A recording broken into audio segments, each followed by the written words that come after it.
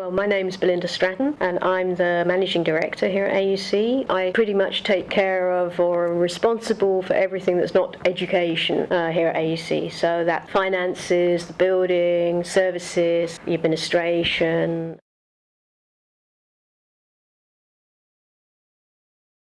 Yeah, ASF is AUC Scholarship Fund. It's actually an independent foundation, a stichting. When AUC was first founded and established, the Scholarship Fund was also established right back then in the early days because we wanted AUC to be accessible to talented students regardless of their socioeconomic background. And also we wanted to make that opportunity available to the very first AUC students. So in some ways the scholarship fund came first so that we could give scholarships to students right from day one of AUC. It was set up as a foundation and its only aim and mission in life is to facilitate the access to the AUC program for talented students from low income backgrounds, and it's also had a sort of an added mission more recently, and this is all to do with helping AUC to achieve its mission of diversity and excellence in a global city that we hear and speak about all the time.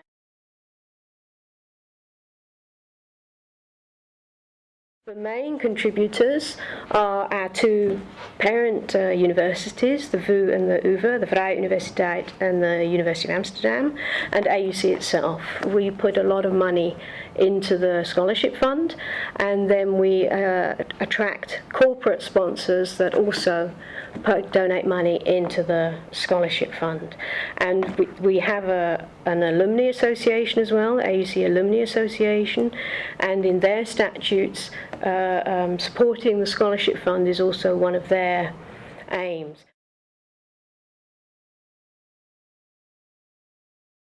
I looked up some statements that sponsors have made in the past about why they were attracted to sponsor the scholarship fund. One of our sponsors is a company called De Brouw Blackstone Westbroek, which is a legal company, and they support the ASF, they say, because we believe that lawyers facing today's problems benefit from a broader oriented education than a strictly legal one. So they are happy to sponsor the scholarship fund and facilitate access so that future lawyers get this broader education. A lot of the statements are towards contributing and investing in talent, in investing in development of talent, bringing top students to Amsterdam and to the Netherlands, a commitment to excellence, diversity and a global perspective. So most of their statements is that they recognise and value what AUC is doing and the kind of education that we're trying to offer here to students, and they see that as a very valuable contribution, if you like, to society.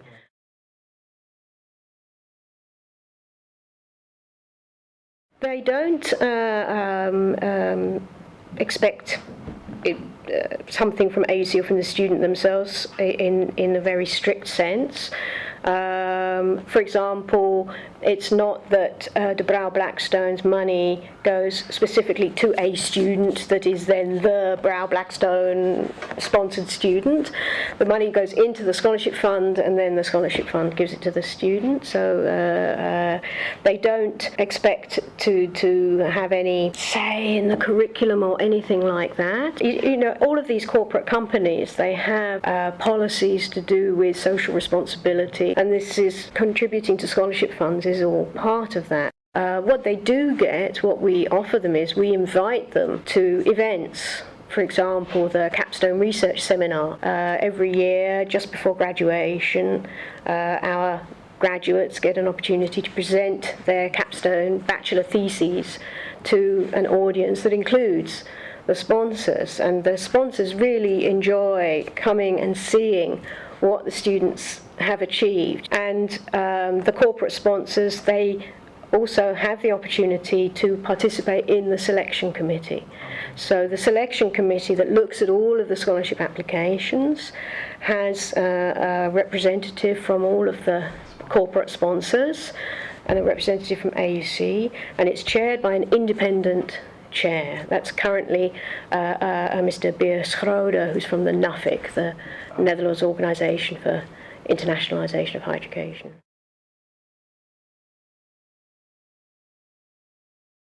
In terms of eligible applications, if you like, that are complete and that can be considered, we probably get between 60 and 70 applications, I expect.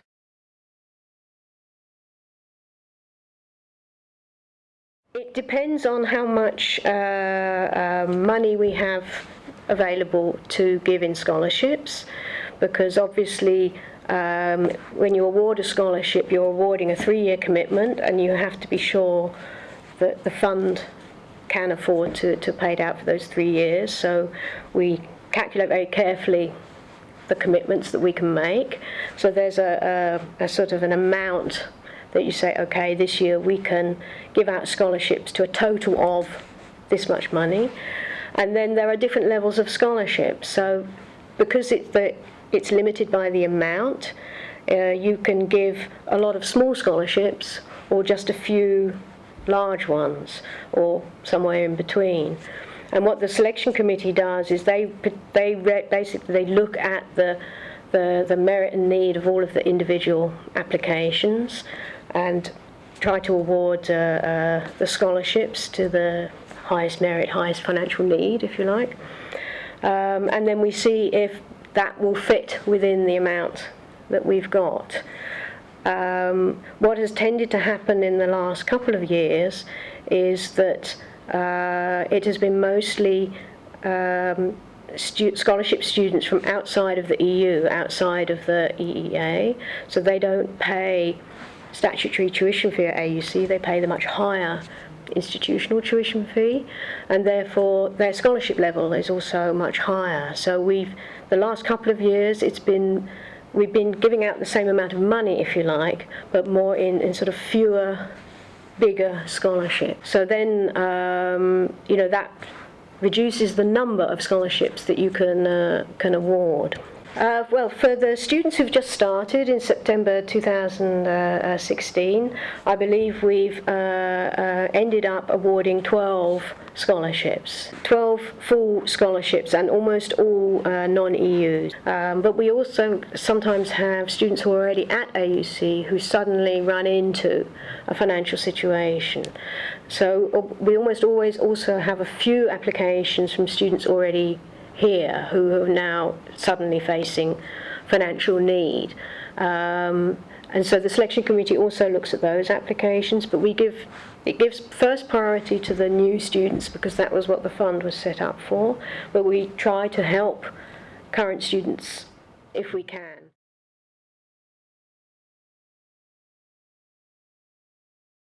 So we have an online application form, and we ask the student to just give some, the normal basic information about who they are and where they come from. Scholarships are awarded on the basis of merit and financial need. So we ask the student to write a letter of motivation, explaining, telling the selection committee a little bit about themselves, their academic merit, if you like, the merit side, and also the financial need.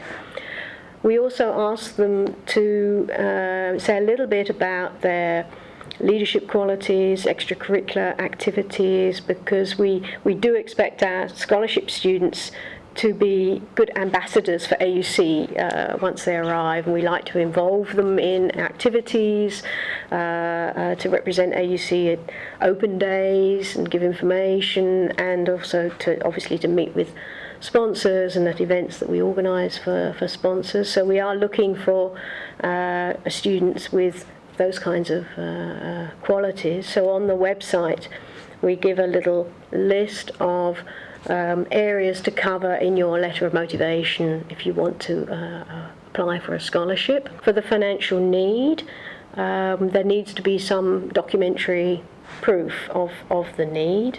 For all the non-Dutch students, we ask for income statements, tax statements for both parents or guardians or whoever's in the role of parent for them. And the threshold is €46,000 a year. So the parental income gross before tax has to be that or lower to qualify for financial need.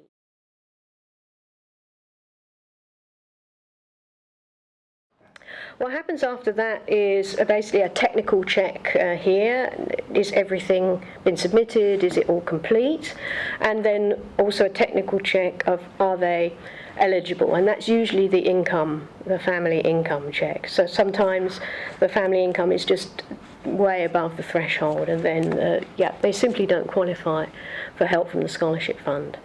And then all of the eligible applications go to the selection committee meeting. So the selection committee meets physically, usually in this room, around this table, in the third week of April, and they discuss every single application individually. They all receive all of the applications at least a week in advance of the meeting. So all of the letters of motivation are sent to all of the selection committee members, and they all read them all, and then we discuss them one by one in the meeting.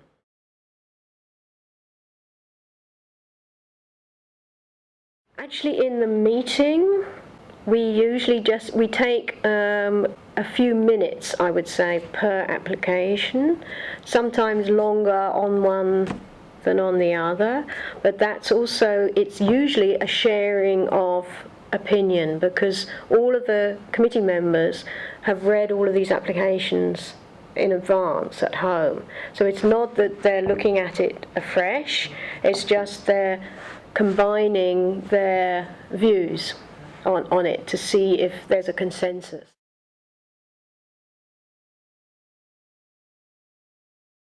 Well, the two criteria are merit and need, and it's academic merit, so talented students, but also merit also, I think, in a sort of leadership role model, ambassadorial role.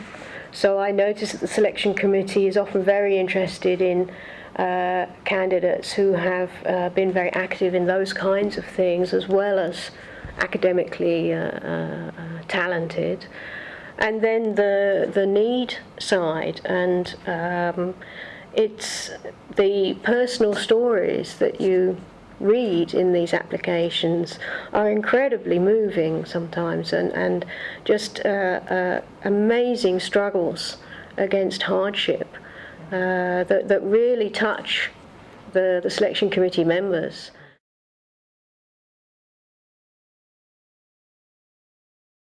The recommendation letters are part of the admissions application, and the scholarship process runs completely separately and independently from the admissions app. So the selection committee members don't read the recommendation letters because they are attached to the admissions application.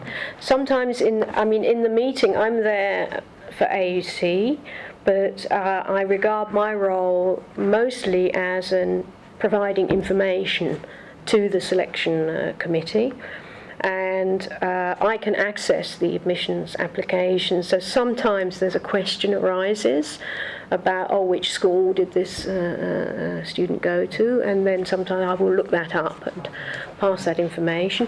But the selection committee members themselves, all they see is the letter of motivation and the information that we provide to them in the overview of this is who the student is, this is their secondary school GPA that we've calculated from their application, and those kinds of details.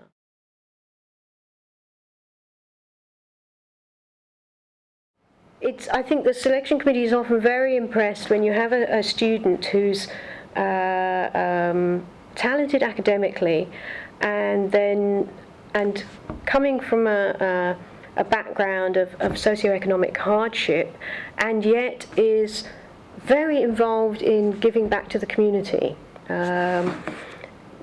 We've had students who've been involved in initiatives with refugees, or very active in their student council, doing volunteer work, or being simply being a carer for their chronically ill mother, or helping to raise 8 or 9 brothers and sisters because their father died and their mother is unemployed. Just amazing stories of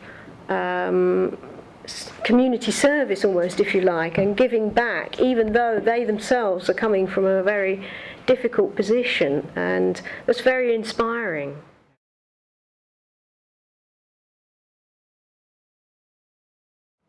There's some kind of technical aspects to what you're saying there.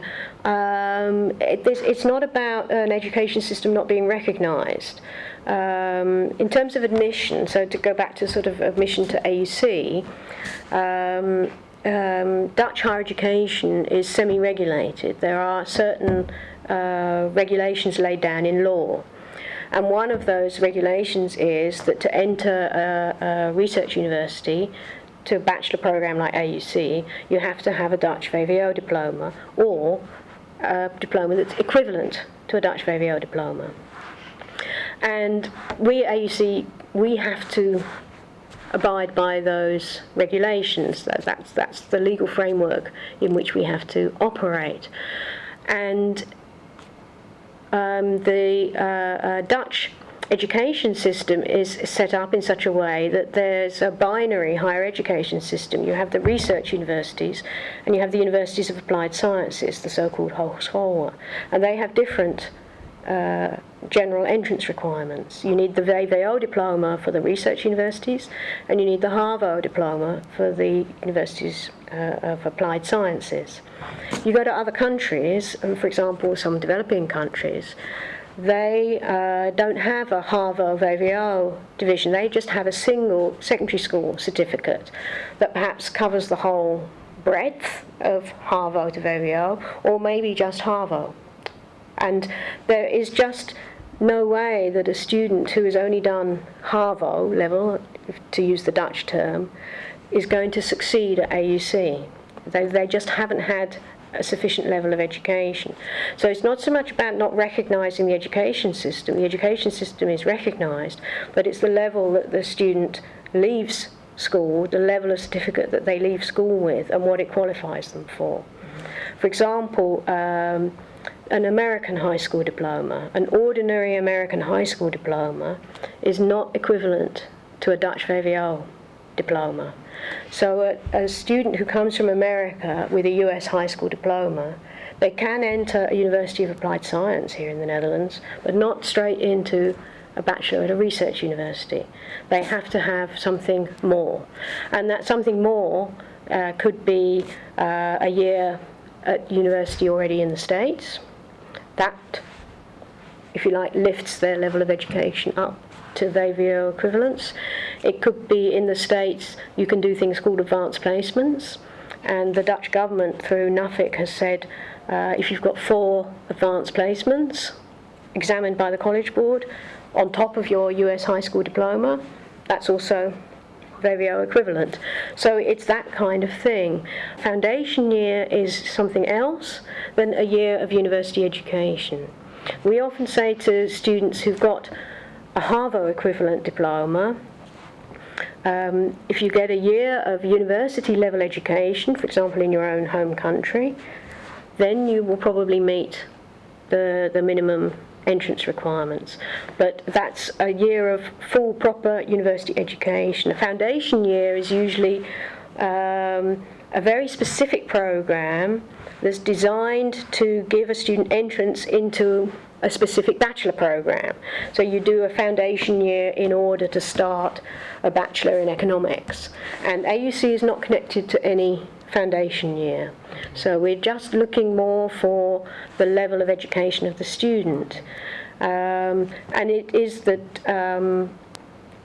it very much depends on the education system and what kind of certificate students leave school with at what age, and where that fits in the Dutch system. But if the student has got a VWO equivalent education, maybe a high school diploma with a year at university, something like that, then they have as equal a chance of getting into AUC as any other student, and as equal a chance of getting a scholarship.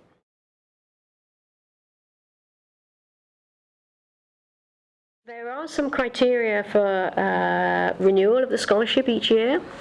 So we award the scholarships, then the very first criterion, if you like, is that they have to actually come to AUC and complete their enrolment and become an AUC student, and then they are awarded their scholarship. And we do expect them to perform well academically while here at AUC. You know, the scholarships are awarded on the basis of merit and need, so we're trying to facilitate talented students to come here, so the expectation is that they will achieve good grades while they're here. So at the end of the year, we have a renewal process, and we ask the students to confirm that the financial need is still in place. So to send us new financial documents about the parental income or the maximum grant. And we look at their GPA that they've achieved at AUC. And we expect it to be 3 out of 4 or higher. And if it's below 3, then renewal of the scholarship is not, if you like, guaranteed. There may be that the Dean of AUC may want to talk to them and get some information from the tutor and find out what was going on and why the grades weren't as high as we would have liked. So that's a check that's done every year, that the financial need is still in existence and that the student's achieving the grades. And there is an expectation that the scholarship students can be called upon to be AUC ambassadors, if you like, and we'd like to use their stories, their testimonials, their photos in our material. We have a gallery of scholarship students on the first floor with, you know, lovely stories about where they came from and why they wanted to come study at AUC and how much the scholarship has meant to them. So there is an expectation that scholarship students will willingly participate.